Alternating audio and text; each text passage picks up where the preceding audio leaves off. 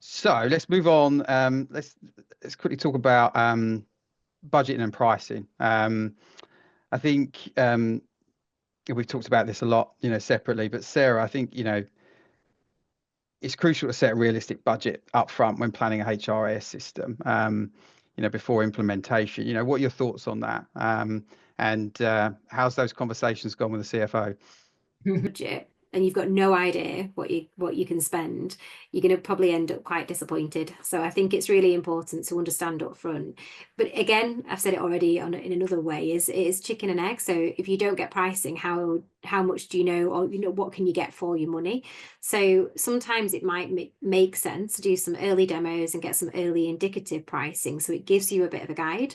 Some vendors do publish pricing on their website, others a lot don't. So quite often it's hard to get hold of accurate pricing.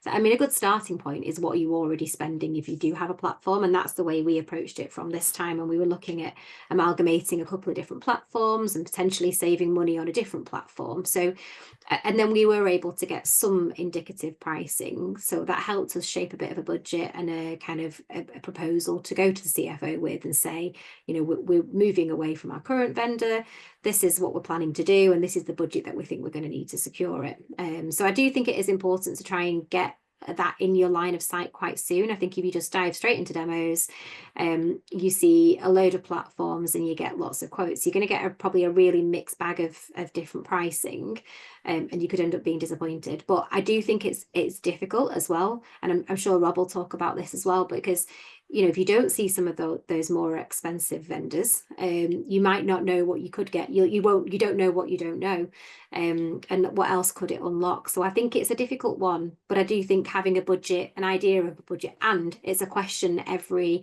salesperson will ask you quite early on in the process, is what is your budget for this? So having an idea of that in mind is helpful.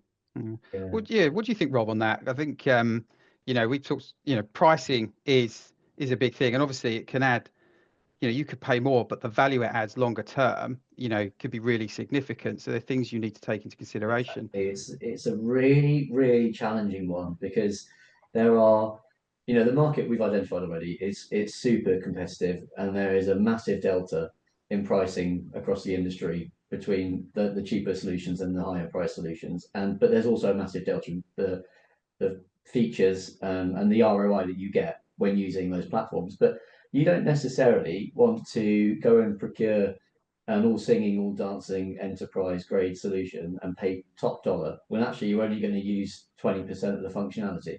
So it really comes back to, what is it you're trying to solve as a business? And actually, if you look at that other 80%, which you just alluded to, Chris, that if you look at that other 80% of functionality that maybe you haven't planned to use, maybe 80% might be a bit high, let's say 50.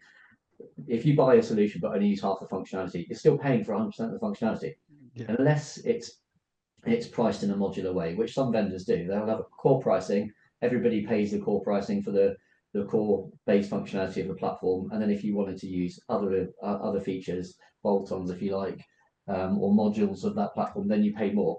So that's one way of doing it. But if it's kind of a priced based on size of organization, which is far more typical, if you're 1,000 employee organization, most of those vendors that you talk to are probably going to give you a price based on the size of your organization, because that's indicative of how many transactions are going to go through the platform, how many users are you going to have, that kind of stuff. So often, just to keep it simple, it's normally based on organization size, but you'll see a massive range in pricing. And if you go for a more expensive solution, the chances are they're going to offer you more return on that investment, but only if you're using it. So I guess my first bit of advice on budget would be, don't rule out vendors based on price.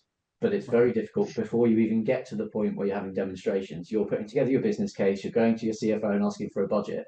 How do you know what you're asking for unless you know what the pricing is? So it is, like Sarah said, nail on the head. It's a bit chicken and egg. I guess going to a consultant, or maybe somebody that's been through this experience before, and finding out what they're paying might give you an indication without being put into a sales funnel, might be a good place to start. I think so. If you do all of that hard work up front, as Sarah was talking about earlier, like gap analysis and looking at actually what do you need long term, you can have that in the back of your mind. Because you put gradings on your platform, don't you? You don't actually talk about price. You just, Yeah, but you don't rule out the higher graded systems, right. do you? So That's right. Yeah. So you might come into our platform and you might spend 10 or 15 minutes putting in 130 requirements. But if you tell us that, your budget is 3 out of 5, we don't want a 1 to 5 indicator, 1 being kind of entry level pricing and 5 being all singing or dancing bells and whistles. If you say you're an organization with 1,000 employees and you've got a budget 3 out of 5, firstly, we don't disclose what 3 means. And for some people, that's a bit of a pain. But the fact is, there is so much range that you can't. It would be very difficult for somebody to say, I've got a budget of £2,000 a month. It would be so tricky for us to then eliminate vendors. So we basically focus on what is it they're trying to solve, who are the vendors in the market the best fit, and then we provide an indication on their pricing. So if they are a 5 out of 5 and they're more expensive, then we'll tell them. But I would recommend not ruling them out. Equally, if they're if they're the other way, they're a 1 out of 5 or a 2 out of 5, and you've got a 3 out of 5 budget, I wouldn't rule them out, because there's a chance that you might be able to get more features, functionality, and better return on that investment, and maybe even save some cash at the same time. I think as well, it's that, how do you showcase that to the business leaders that are going to make a decision on the budget? It's that value add thing is so important, isn't it? Long term, and linking it back to the business, not just for HR, how is this going to improve the way the business moves forward? So And expensive isn't always the best.